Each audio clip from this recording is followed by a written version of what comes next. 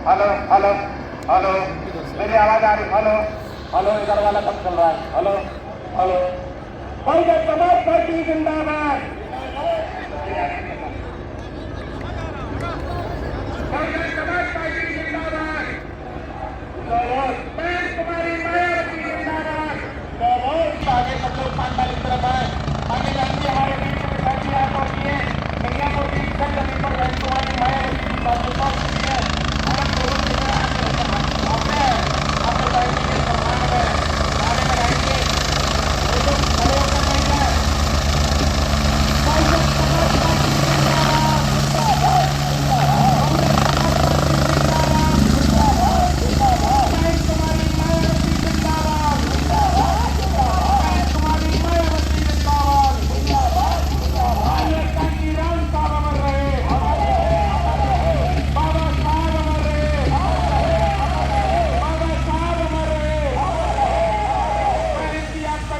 खड़े होकर नहीं है, देख सकते हैं बसपा सुप्रीमो मायावती जो हैं वो हेलीकॉप्टर से उतर चुकी हैं और अब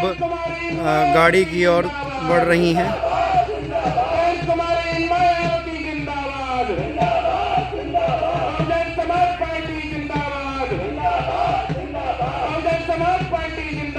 कुमारी मायावती जिंदाबाद, जिंदाबाद जिंदाबाद, कुमारी मायावती जिंदाबाद, जिंदाबाद जिंदाबाद।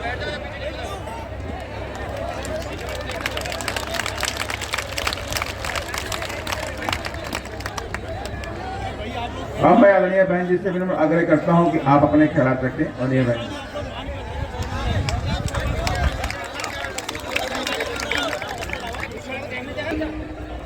चुनावी जनसभा में इकट्ठा हुए बीएसपी के सभी छोटे बड़े पदाधिकारी एवं कार्यकर्तागण,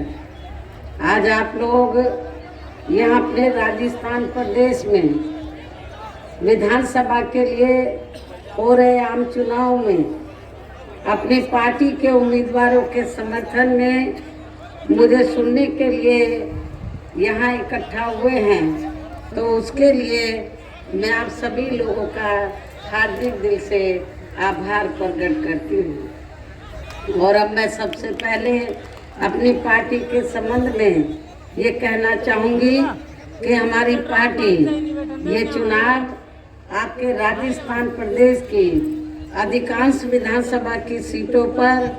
अकेले अपने बलबूते पर ही पूरी तैयारी व दमदारी के साथ लड़ रही है। अर्थात हमारी पार्टी ने इस चुनाव में या किसी भी पार्टी के साथ किसी भी प्रकार का कोई चुनावी समझौता आदि नहीं किया है। इसके साथ ही हमने बीएसपी से जुड़ने की तादाद को ध्यान में रखकर फिर उसी अनुपात में ही यहाँ सर्व समाज के लोगों को टिकट भी दिए हैं। लेकिन अब मैं इस हो रहे विधानसभा चुनाव में आप लोगों का ध्यान अपनी पार्टी बीएसपी को कामयाब बनाने के लिए कुछ जरूरी बातों की तरफ दिलाना चाहती हूँ। और इस संबंध में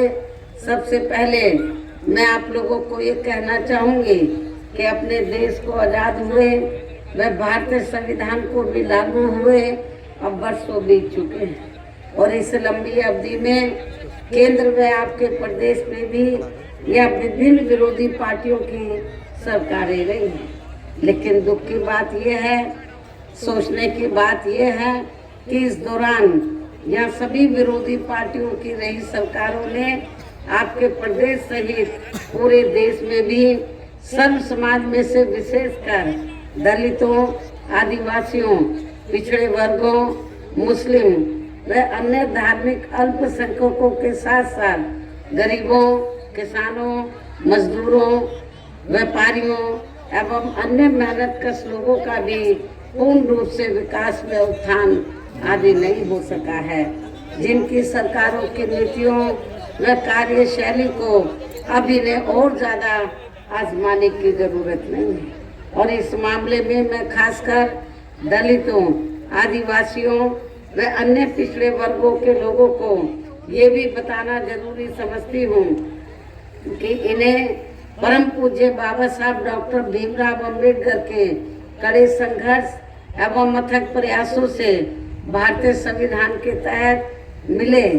कानूनी अधिकारों में से खासकर सरकारी नौकरियों में जो आरक्षण की सुविधा मिली है, तो उसे भी यहाँ शुरू से ही इन वर्गों के प्रति हीन व जातिवादी मानसिकता रखने वाली सभी विरोधी पार्टियों की रही सरकारें प्रभावहीन बनाने में तथा इसे धीरे धीरे खत्म करने की भी पूरी कोशिश में लगी हुई है। यही मुख्य वजह है कि देश में आज़ादी के बाद व शुरू में केंद्र में अधिकांश राज्यों में भी काफी लंबे समय तक सत्ता में आसीन रही कांग्रेस पार्टी ने, और अब पिछले कुछ वर्षों से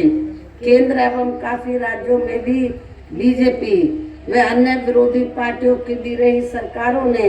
इनका यह आरक्षण का कोटा अभी तक भी पूरा नहीं किया है। पदोन्नति में आरक्षण को तो इन्होंने मान्य कोर्ट की आड़ में काफी हद तक खत्म ही कर दिया है। और जब इस मामले को पार्लियामेंट में हमारी पार्टी ने उठाया, और मैं उस समय खुद मेंबर पार्लियामेंट थी और केंद्र में कांग्रेस पार्टी पावर में थी, तो हमने केंद्र में कांग्रेस पार्टी की सरकार को ये कहा कि पदोन्नति में जो आरक्षण है SC/ST के कर्मचारियों का, ये मान्य कोर्ट के फैसले की वजह से काफी हद तक ये निष्प्रभावी बन गया है, प्रभावहीन बन गया है और ये खत्म सा हो गया है। इसलिए आपको इस मामले में कोई संशोधन लाना चाहिए ताकि पूर्व की तरह जो पदोन्नति में आरक्षण इनको मिल रहा था वो मिलता रहे। लेकिन कांग्रेस पार्टी जो दलितों और आदिवासियों के हितों के बारे में बहुत लंबी चौड़ी बातें करती हैं, लेकिन दुख की बात यह है उसी कांग्रेस पार्टी ने इस मामले में तो वो बिल तो ले आए, लेकिन बीजेपी के साथ मिलकर इस संशोधन बिल को पास नहीं होने दिया। और ये पदोन्नति में जो आरक्षण का मामला ये लटका का लटका रह गया, और इसका लाभ SC/ST वर्गों के कर्मचारियों को अभी तक भी पूरा नहीं मिल रहा है। इसमें ऐसी शर्तें, ऐसी कंडीशंस डाल दी गई हैं जिसकी वजह से तो ये अब ना के बराबर SC/ST वर्गों के कर्मचारियों को इसका लाभ मिल रहा है। और इस मामले में लगभग यही खराब स्थिति हमें यहाँ आपके राजस्थान प्रदेश में भी देखने के लिए मिल रही है। इसके साथ ही अब इन वर्गों के लोगों को प्राइवेट सेक्टर में आरक्षण दिए जाने की व्यवस्था किए बिना ही केंद्र व राज्यों में भी ज़्यादातर सरकारी कार्य यहाँ प्राइवेट सेक्टर के जरिए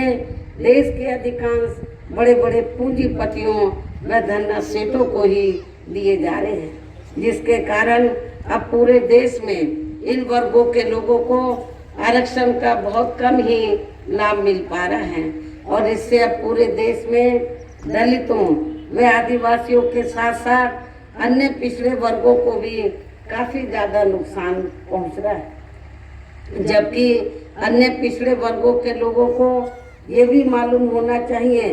कि इन्हें मंडल कमीशन की रिपोर्ट के तहत आरक्षण की ये सुविधा केंद्र में कांग्रेस पार्टी की रही सरकार में नहीं मिली है, बल्कि BSP के कड़े संघर्ष एवं अथक प्रयासों से ही केंद्र में रही श्री BP सिंह की सरकार में इन्हें ये सुविधा मिली है, जिसका अब यहाँ जातिवादी विरोधी पार्टियों की सरकारें इन्हें पूरा लाभ नहीं दे पा रही हैं। इसके साथ ही श्री BP सिंह की सरकार में ही इन वर्गों के मसीहा परम पूज्य बाबा साहब डॉक्टर भीमराव अंबेडकर को भी यहाँ भारत रत्न की उपाधि से सम्मानित किया गया है, जिसके लिए वो हर प्रकार से पात्र भी थे, जो बहुत पहले ही इनको ये सम्मान कांग्रेस पार्टी की हुकूमत में मिल जाना चाहिए था। लेकिन कांग्रेस पार्टी ने ये उपाधि बाबा साहब को नहीं दी, जिसके लिए मैं आप लोगों से खास तौर से बाबा साहब के अनुयायियों से ये कहना चाहूँगी कि ऐसी कांग्रेस पार्टी को आप वोट देना पसंद करेंगे? मैं समझती हूँ आप बिल्कुल नहीं देंगे। इससे इन वर्गों के प्रति इस पार्टी की यानी कि कांग्रेस पार्टी की हीन व जातिवादी मानसिकता साफ झलकती है। जिस कांग्रेस पार्टी ने फिर इनके परम पूज्य बाबा साहब डॉक्टर अंबेडकर के कारवां को आगे बढ़ाने वाले व हर मामले में समर्पित व्यक्तित्व मान्यवर श्री कांशी राम जी के देहांत होने पर केंद्र में रही इसी कांग्रेस पार्टी की सरकार ने इनके आदर सम्मान में एक दिन का भी राष्ट्रीय शोक घोषित नहीं किया था। यहाँ मैं इन वर्गों के मामले में ये भी कहना चाहूंगी, केंद्र द्वारा अभी हाल ही में देश की लोकसभा व राज्य विधानसभाओं में महिलाओं को जो 33% आरक्षण देने की व्यवस्था की गई है, तो उसमें SC, ST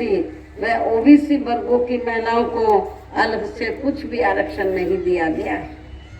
इतना ही नहीं बल्कि इन वर्गों के लोगों को जुर्म जाति से निजात दिलाने के लिए जो भी अनेकों नियम व कानून आदि बने हैं, तो उन पर भी केंद्र व अधिकांश राज्यों की सरकारें सही से अमल नहीं कर पा